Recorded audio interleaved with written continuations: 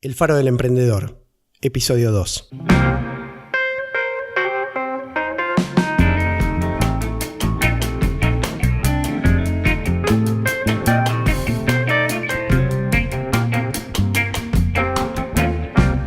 Hola, soy Juan Pablo Luporini. Bienvenido al Faro del Emprendedor, el podcast semanal en el que te ayudaremos a emprender para crear tu negocio y hacerlo crecer, mejorar su rentabilidad y resolver problemas reales sin necesitar ser un experto en ventas, marketing o finanzas. Yo soy Luis Luporini. Compartiremos contigo éxitos, fracasos, experiencias y lecciones aprendidas, tanto personales como de otros emprendedores. Antes de empezar, te cuento que podés encontrar el resumen de este episodio con sus notas y puntos importantes, juntos con información adicional y todo lo relacionado con este podcast en elfarodelemprendedor.com. Este episodio está auspiciado por Tiendaplex, la plataforma más simple y efectiva para comercializar tus productos en internet y también en el celular de tus clientes. Si querés conocer más, podés visitar tiendaplex.com.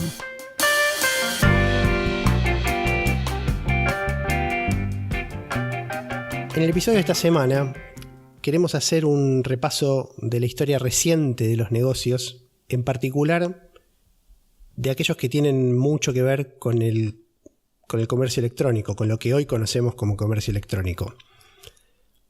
Un poco la idea es usar esta pequeña reseña histórica para ir introduciendo algunos temas que van a ser de mucho interés en este podcast, pero nos parece que viene bien conocer un poco cuál fue la historia reciente y a partir de ahí disparar algunos temas que son interesantes. Este podcast se llama El Faro del Emprendedor y cuando hablamos de emprender sea por sobreentendido, pero hablamos de emprender negocios. Y por eso nos parece importante primero hacer una pequeña referencia, sin querer ponernos súper académicos con esto, de qué hablamos cuando hablamos de un negocio y un poco en qué se parece y en qué se diferencia de lo que es un trabajo, ¿sí? ¿Cuál es la diferencia entre una cosa y la otra? Insisto, sin ponernos muy formales, podemos decir que por lo menos para nosotros un negocio es una actividad, a veces es más de una, a veces es un conjunto de actividades, pero puede ser una actividad concreta, cuyo objetivo es generar riqueza para sus socios o dueños. También depende de la forma que tenga ese negocio, de la estructura legal, si se llaman socios, si se llaman dueños. Pero sin entrar en tanto detalle, decía entonces que es una actividad que tiene por objetivo generar riqueza para su dueño, para su socio, ¿sí? Y esta actividad puede ser básicamente lo que se entiende como actividad comercial, que es la compra-venta, o la producción, ¿sí?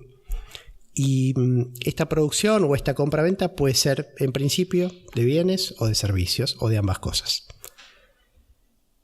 Dicho así, de una manera más coloquial, un poco surge la duda de cuál es la diferencia entre esto que estoy diciendo y lo que habitualmente queremos decir cuando hablamos de trabajo.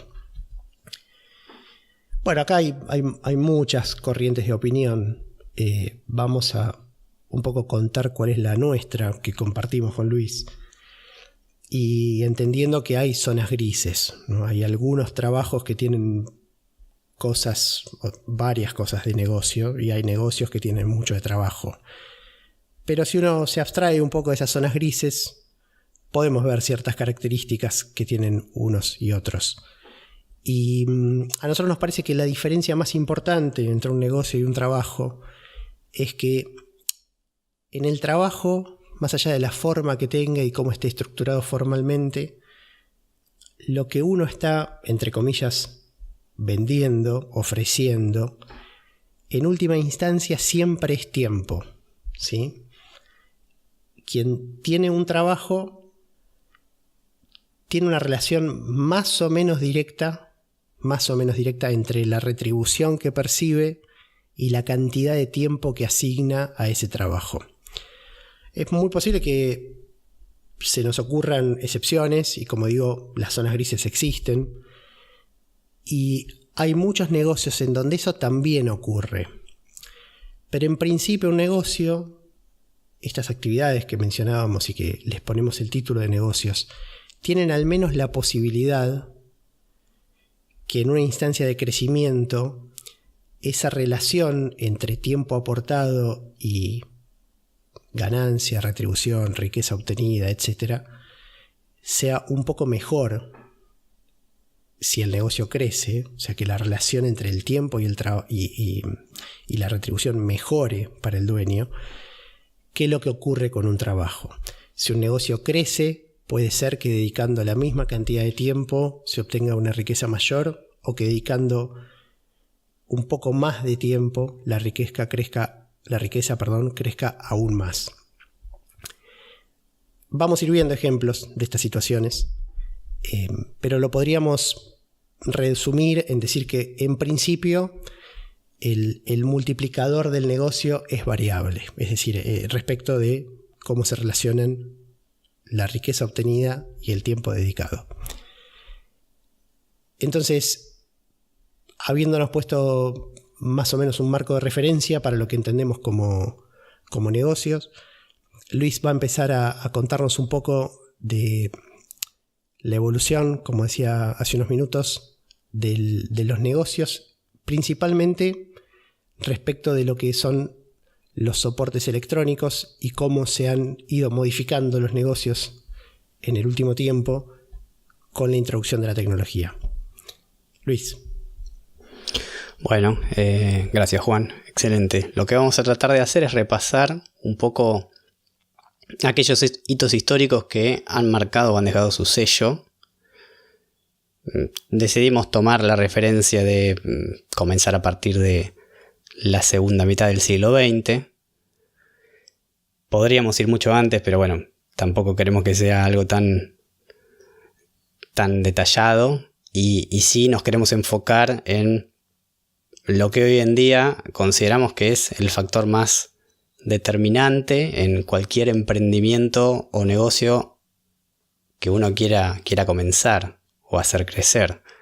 Hoy en día el uso de las tecnologías, de internet, de los medios de comunicación y las herramientas que quizás para todos nosotros son habituales en el día a día, son cosas que en algún momento no existieron y que claramente fueron muy influyentes en diversos casos para alterar o modificar el comportamiento de los negocios, de cómo se emprendía, de cómo se generaban nuevos negocios, de cómo se comerciaba. Entonces la idea es ver estos hitos a partir de ese momento en el tiempo, cómo fueron evolucionando y quizás cómo dejaron sus huellas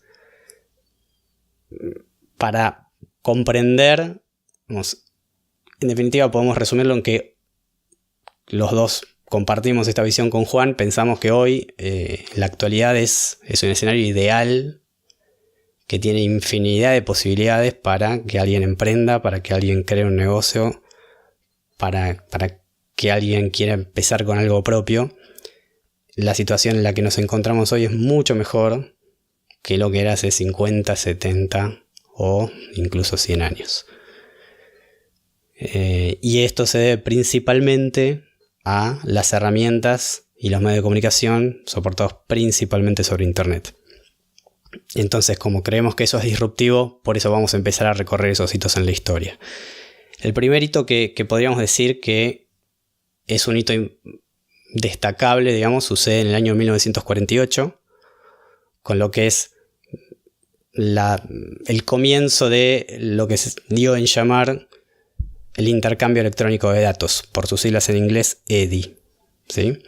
Básicamente fue un conjunto de tecnologías que se desarrollaron pensando en poder reemplazar los mecanismos tradicionales para intercambio de pedidos, facturas y demás que se hacían hasta ese momento, básicamente en papel. Entonces, con la incursión en esta tecnología, lo que se pretendía hacer era, poder permitir que las transacciones comerciales se realizaran usando tecnología. Cuando hablamos de tecnología, lógicamente no nos vamos a imaginar nada ni cercano a lo que tenemos hoy, ¿sí? Estamos hablando de sistemas que usaban para comerciar entre negocios o entre empresas. Digamos, entonces había un procesamiento de esa información, una recepción centralizada de todos esos pedidos y demás. Y esta nueva tecnología para ese momento, el intercambio electrónico de datos, facilitaba y agilizaba y hacía más eficientes los procesos. Eso fue como un antecedente precursor. Después pasamos al año 1969, veamos un salto de 21 años, donde en ese momento se funda una compañía que se llamó CompuServe. Digamos, básicamente en ese momento lo que sucedía es que todavía no existían las computadoras personales, nadie tenía computadoras, los individuos no tenían computadoras en sus casas, no era algo público el acceso a ese tipo de tecnología. Entonces, lo que se hacía es, digamos, las computadoras estaban en los grandes centros de cómputos de ciertas empresas y de ciertas universidades y no mucho más, ¿sí? Además eran computadoras que hablábamos y de nuevo, no imaginemos computadoras como una computadora de escritorio o una notebook. Estamos hablando de equipos que ocupaban habitaciones, ¿sí? O incluso más de una habitación para ser albergados. Luis, te interrumpo con un comentario de color. Dice la leyenda que una palabra que hoy escuchamos mucho, que es la palabra debug, que en sistemas que es se entiende como eliminar los errores en el código, digamos, tiene su origen en aquella época, porque estrictamente hablando bug es insecto en inglés y debug es eliminar insectos. Y bueno, la leyenda dice que eso arrancó cuando literalmente había que sacar insectos y otras alimañas de las salas de computación como vos decís, tenían semejante tamaño y corrían riesgo de ser invadidas. Sí, de hecho, para cerrar esa nota de color, lo que pasaba literalmente era eso, digamos. Los insectos podían morirse, digamos, por sobre las superficies o determinadas superficies de los circuitos electrónicos e interrumpir el flujo eléctrico, digamos, con lo cual el sistema literalmente se caía, ¿no? Lo que conocemos como el sistema se cayó. Bueno, pasaba en efecto por cuestiones de la naturaleza. La verdad que cuando uno lo piensa así es bastante llamativo, pero bueno, de ahí es la historia. Es muy interesante la historia del término y es bastante graciosa de imaginar. Sí. Bueno, nada, esta empresa CompuServe se dedicó a ofrecer servicios comerciales para alquilar el uso de los equipos y realizar procesamiento de datos de terceros, ¿sí? Entonces, como la adquisición de los equipos era muy costosa, digamos, y imaginemos que pequeñas empresas eran imposibles, era imposible desde el punto de vista de poder costearlo para las pequeñas empresas, llegar a acceder a computadoras para el procesamiento de información, con lo cual esta empresa se dedicó a hacer eso. Y a partir de ese año se transformó como una empresa de renombre, porque con el pasar del tiempo no solamente ya continuó ofreciendo servicios de alquiler de computación, servicios computacionales, sino que además empezó a ofrecer conectividad con internet, conectividad con las redes, no en ese momento internet, ¿sí? Hasta digamos por la década del 90 transformarse en un jugador de renombre. Sin adelantarnos igualmente, vamos a ver que ahora continuamos con algunos hitos en el medio, pero fue un jugador importante de la época. En 1972 se realiza una de las primeras, lo que podemos llamar transacciones comerciales online, digamos, ¿no? En 1972 todavía no existía internet, ¿sí? Había una red que era de uso exclusivo para ciertos sectores gubernamentales en Estados Unidos y ciertos sectores académicos, ¿sí? También algunas universidades como el MIT. Y en ese año se entiende o se considera que se realizó la primera transacción comercial realizada por estudiantes de la Universidad de Stanford vendiéndose entre ellos una pequeña cantidad de marihuana, digamos. Más allá de la connotación del producto vendido, digamos, la realidad es que, bueno, esta red a la que hago mención se llama ARPANET, era como una red precursora, digamos, de Internet, y podemos decir que en ese año se marca como el hito de la primera venta de un producto usando una red, digamos, sin una presencia física de ambos interlocutores, digamos, tanto la parte de compra como la parte de venta, en un mismo sitio. Casi 50 años de eso. Sí, visto con una perspectiva histórica, digamos, uno puede decir 50 años es mucho, pero la verdad es que, digamos, no es mucho. O sea, si nos ponemos, nos tratamos de situar en ese momento en el tiempo y pensamos que eso sucedió hace 50 años y lo comparamos con las características de las comunicaciones, de las costumbres de comercio y las costumbres de compra y de venta que tenemos en la actualidad, o sea, parece que estuviéramos hablando de hace 400 años y realmente fue hace 50. Sí, con lo cual lo que vamos a ir viendo es que esto se acelera en el tiempo, la evolución como que produce un ciclo de donde cada disrupción tecnológica alimenta la velocidad con la cual se producen nuevas disrupciones. Totalmente. Sí, vas a decir algo, Juan. No, eso, justamente.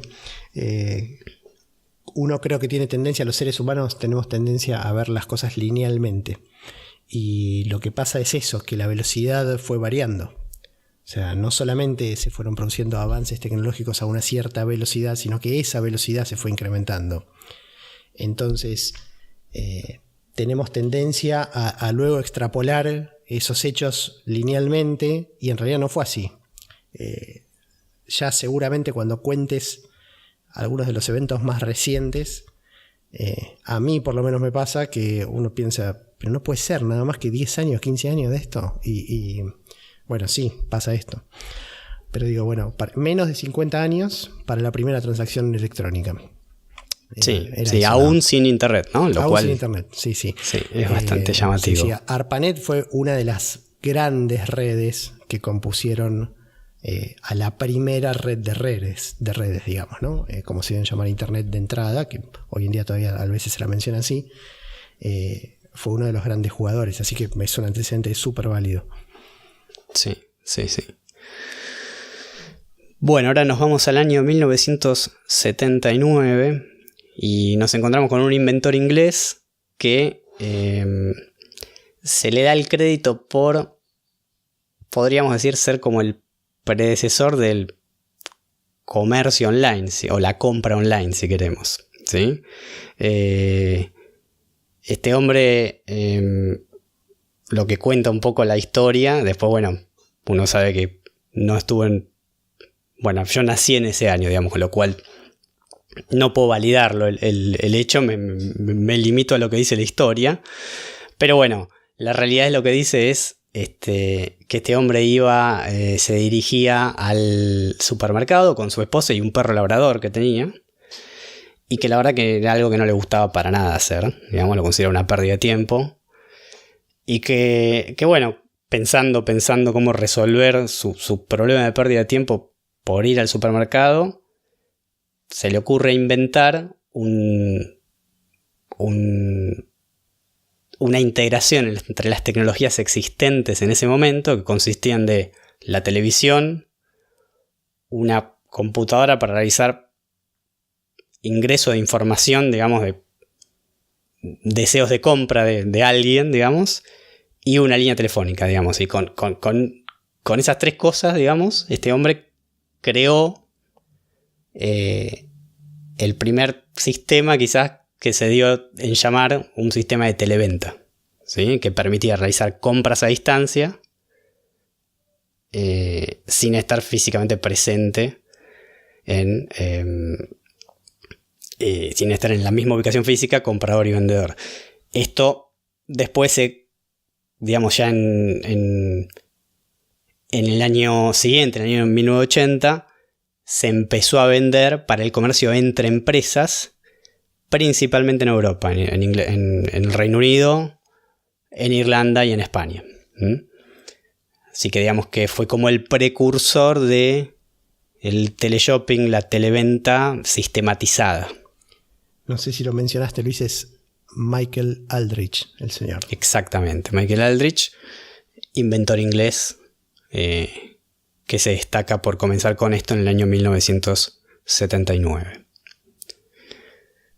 Bueno, el siguiente punto, vamos a ir al año 1981, donde se lanza comercialmente la primera computadora personal. Esto lo hace IBM, ¿sí? La famosa IBM PC, que consigue un éxito comercial masivo. Es decir, no era el primer equipo que IBM desarrollaba con el objetivo de llegar a los individuos. Hasta ese momento podríamos decir que no había una tecnología para que los individuos, las personas o el público convencional, digamos, accediera a tener una computadora en su casa. Bueno, IBM empieza a trabajar con prototipos previamente al año 81, hasta que en el año 81 logra lanzar la primera computadora personal, por eso se llama PC, Personal Computer, que tiene un éxito comercial masivo, digamos. Esa unidad se vende con un precio base de $1.565. Para la época no era algo económico, pero era accesible, ¿sí? O sea, digamos, gente con un trabajo y con un sueldo, digamos, podría comprarla. La verdad es que ese lanzamiento fue un éxito inmediato.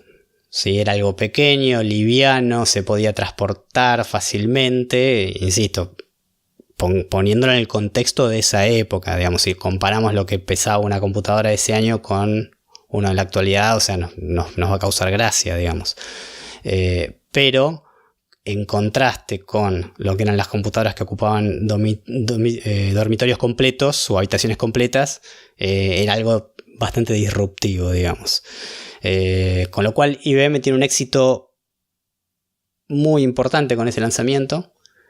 Eso permite el acceso masivo al uso de computadoras del público en general. Y ahí es donde se empieza a generar una industria que apunta hacia lo que es, por un lado, la construcción de software, de nuevo software, para la computadora personal, y por otro lado, a evolucionar todo lo que tenía que ver con tecnologías que pudieran enriquecer la experiencia de uso de la computadora personal. Si en ese momento ni siquiera existía, por ejemplo, el mouse. De hecho, las pantallas no eran gráficas, digamos, tenían solo texto. ¿Sí? Imaginemos una pantalla con fondo negro, con letras, y uno escribía letras en un teclado y no más que eso, no había un... De hecho, todavía Microsoft estaba en pañales, digamos, y ni siquiera existía un Windows, ¿sí? Con lo cual, fue bastante disruptivo en el paradigma de cómo la gente podía acceder a las computadoras. Eso sienta las bases fuertemente para poder pensar en cómo se iba a empezar a desarrollar cada vez más rápido y a una velocidad llamativa la posibilidad de establecer negocios o comerciar usando computadoras. Ya esto no quedaba exclusivamente limitado a las empresas o a los negocios para comprar entre sí, sino que estábamos con las condiciones establecidas como para que el usuario final, el consumidor final, pudiera realizar o pensar en realizar en poco tiempo, digamos, transacciones electrónicas. Bien.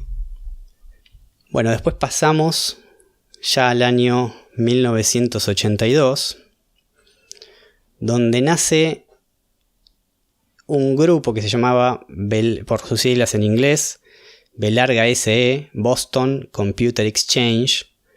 Es el primer, lo que se da a conocer como el primer marketplace o mercado para comprar y vender computadoras usadas.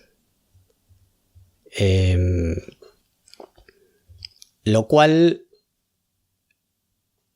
es bastante llamativo porque no había ningún antecedente de el concepto de tener un mercado que integrara compradores y vendedores con intereses comunes, digamos, ¿no?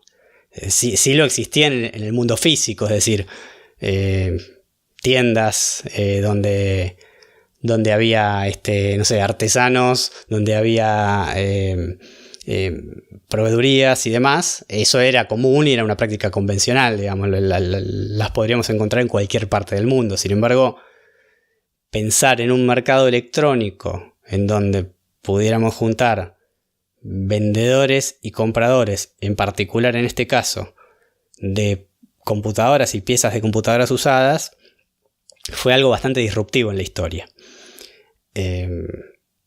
Fue como el primer antecedente o antecesor, si queremos, de lo que hoy conocemos como los grandes marketplaces en la actualidad, que ya vamos a ir viendo más adelante, pero digamos, para hacer una analogía podríamos hablar de Amazon, ¿sí? Luis, un comentario sobre esto. Vale aclarar que hay que tener muy presente que todavía no estaba internet disponible en este momento, año 82. Entonces, este servicio que estás contando, este marketplace, si no recuerdo mal, estaba basado en lo que después se dio a conocer acá también en Latinoamérica como un sistema BBS, ¿sí? Un Bulletin Board System, donde básicamente los equipos que se conectaban principalmente en forma telefónica entre sí, y digamos, en algunos casos había un servidor, entre comillas, principal. Acá no estoy hablando solamente de este marketplace, sino en general de qué se trataba este mecanismo, y también los distintos actores que se querían conectar a este sistema utilizaban la línea telefónica, se conectaban punto a punto, y bueno, el software que cada uno de ellos tenía conversaba uno con otro. Bueno, en este caso, como estás indicando, para revisar las ofertas disponibles y en este caso este interés común que eran las computadoras usadas, ¿sí? Bueno, justo que mencionaste el tema de los BBS, por sus siglas en inglés, digamos, Bulletin Board System,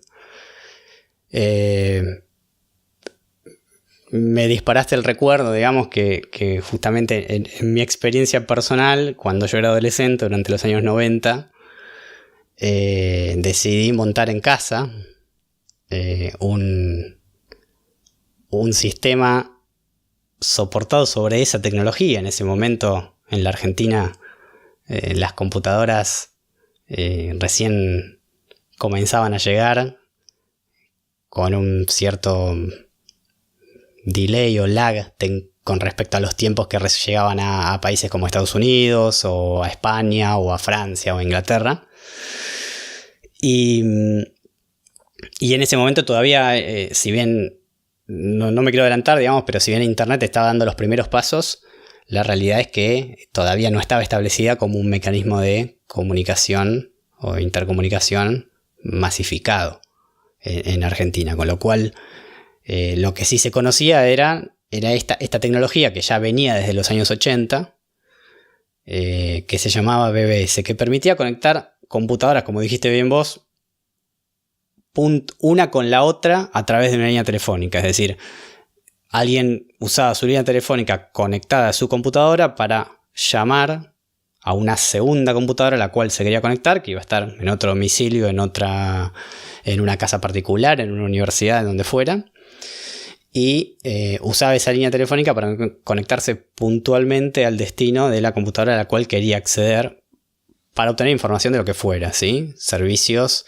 información, comprar algo. Eso, digamos, la diversidad de a qué contenido pretendía uno acceder estaba dado por la cantidad de computadoras ofreciendo información montada sobre este modelo tecnológico de conectividad usando la línea telefónica. Lo extraño, lo llamativo de todo esto, que las conexiones eran uno a uno, digamos. Claro. Mientras una computadora se conectaba con la otra, no podría haber una tercera accediendo al mismo destino, con lo cual era como una cola en el sentido de que uno iba atrás del otro y competían por quién entraba primero con sus llamadas.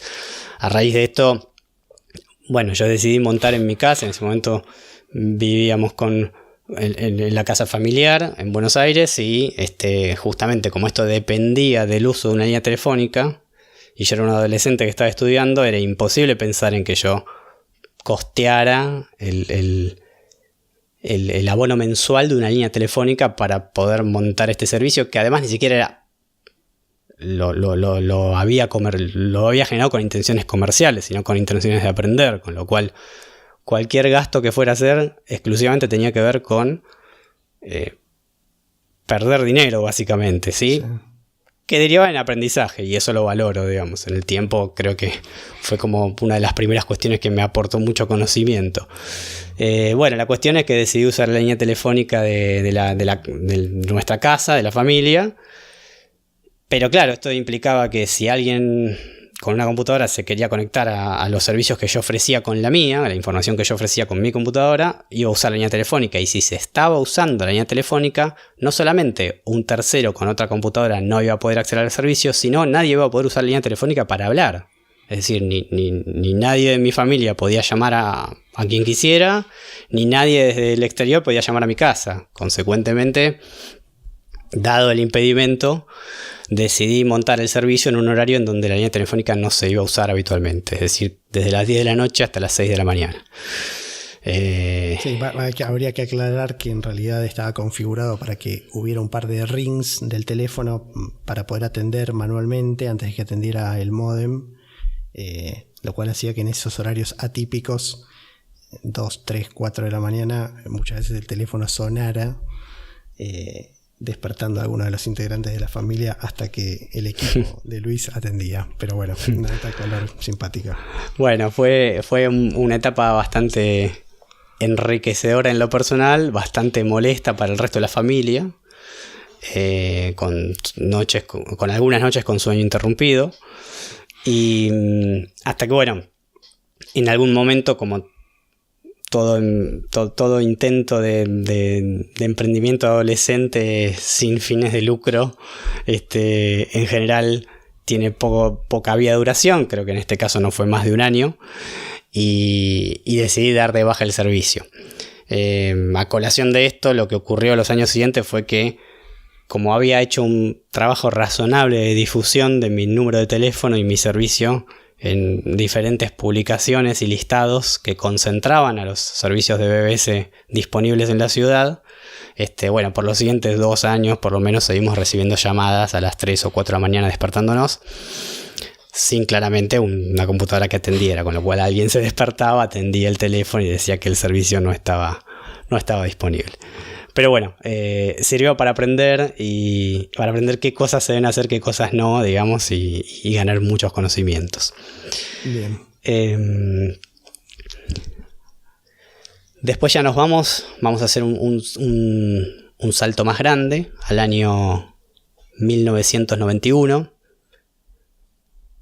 Y ahí podemos decir que es el hito del nacimiento público de Internet como red de redes, es decir, de Internet como un mecanismo de interconexión público entre redes preestablecidas. Una de las que hablábamos antes era ARPANET, justamente, pero que básicamente es el momento en el cual nace la Internet que conocemos hoy, como mecanismo de interconexión de todos los dispositivos electrónicos que hoy en día usamos.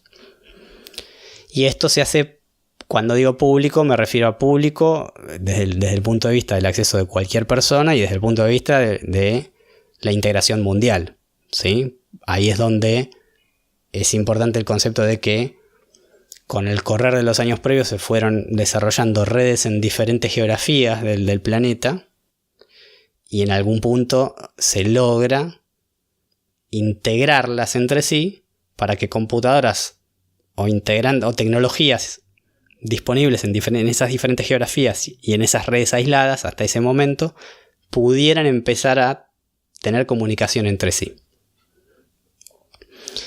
Probablemente este sea uno de los hitos más importantes de toda la historia. No solo de los negocios, sino de las comunicaciones y de la cultura humana probablemente. Pero que termina de sentar las bases para el sprint que vamos a ver a partir de ahí, que se empieza a realizar con la creación de un montón de negocios y emprendimientos, muchos de los cuales nunca nos vamos a enterar, por supuesto, pero sí de los que conocemos hoy en día. Vamos a ver cómo realmente en muchos de esos casos si pensamos hoy en día con quién nos encontramos, por ejemplo, no sé, Amazon, incluso el mismo Microsoft, Facebook, Twitter, digamos, si pensamos en de las diferentes plataformas de las cuales, al menos de algunas de ellas, todos somos usuarios, vamos a ver que a partir de la disponibilización de Internet como red de acceso público y masivo,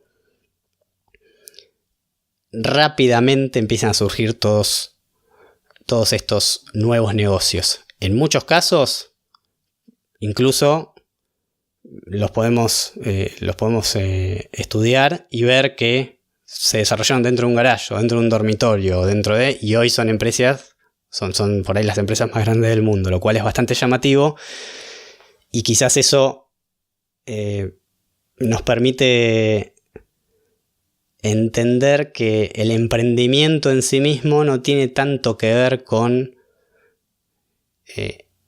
pensar en solo pueden emprender aquellos que tienen capacidad de invertir mucha cantidad de dinero para arrancar, o solo por el otro lado también hay una frase muy popular que dice, solo podés emprender si tenés una excelente idea. La verdad es que no.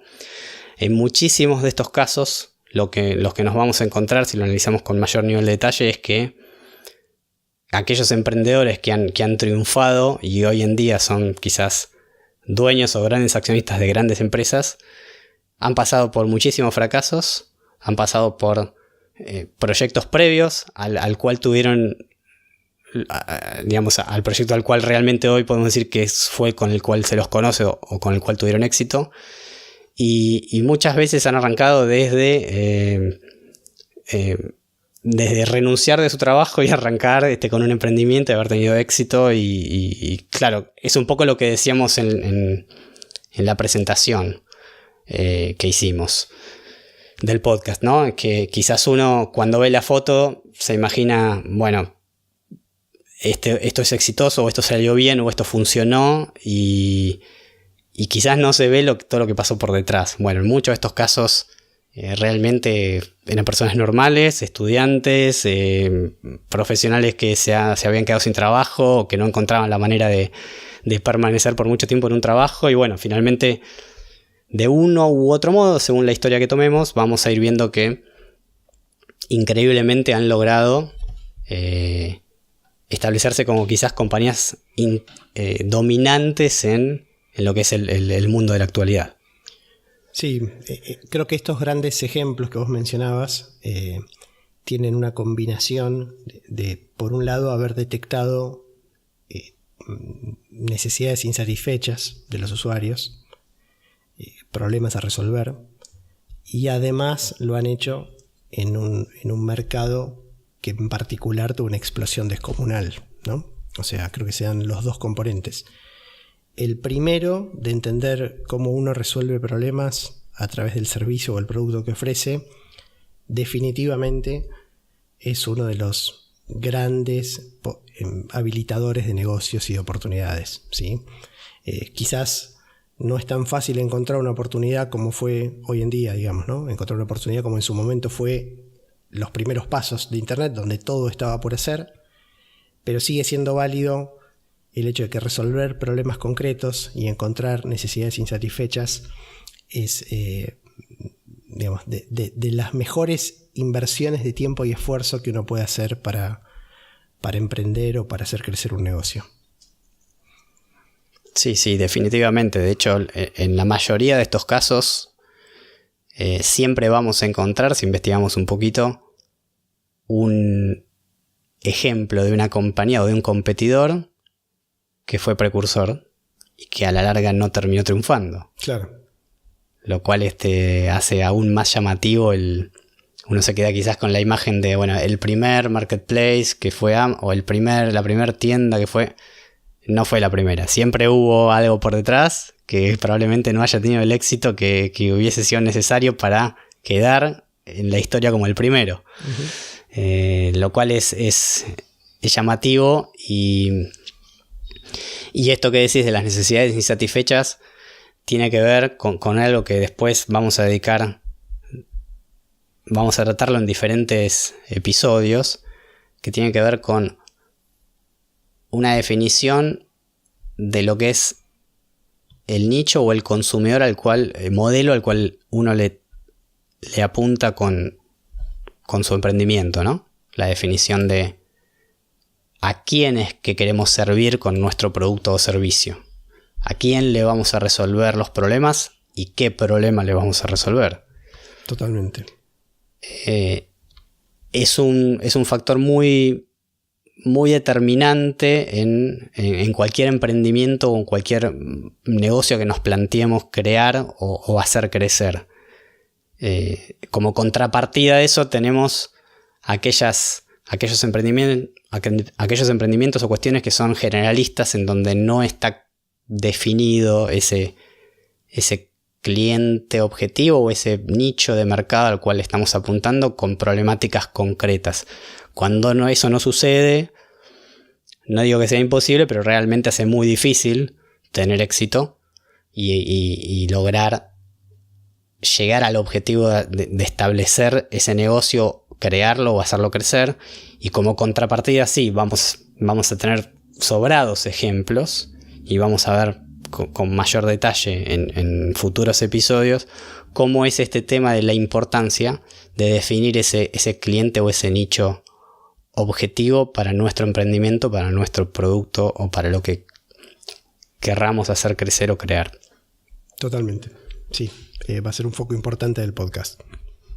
Y bueno, creo que con esto podemos dar un cierre a esta primera parte. No sé, Juan, ¿qué te parece? Bien, sí, llegamos hasta acá. Creo que ahora viene la parte donde va a ser más simple identificarnos con la problemática que hoy en día puede tener un emprendimiento, un negocio. Así que va a ser un punto de partida interesante. Te agradecemos mucho habernos acompañado. Esperamos que te haya gustado el episodio de hoy. Y valoramos mucho si nos dejas tus 5 estrellas en iTunes, tu me gusta en YouTube y en iVoox, o que nos sigas en Spotify.